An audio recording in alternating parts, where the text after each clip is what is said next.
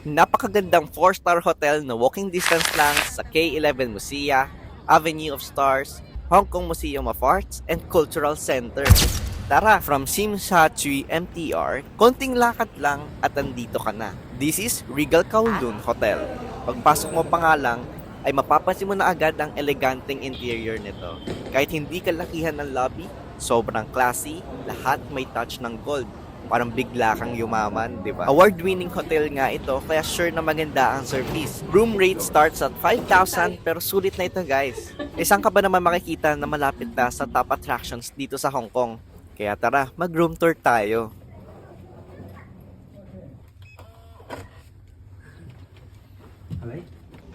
Okay, pagpasok lang, ito na agad ng CR na bubungad sa inyo. Napakaganda at puro salamin siya guys. Ang problema nga lang, walang bidet. Pero may bathtub. And then, ang kinuha nga naming room ay yung may 2 bed dahil 4 kami. And then, ayan, may mga coffee dyan. And someone na mahilig sa malamig, pwedeng-pwede ka mag-request ng ice. And meron na rin kasamang cable TV dyan. At ito ang view namin sa room. Ang ganda. Natutuwa lang talaga ako dito dahil napakadaming mirror.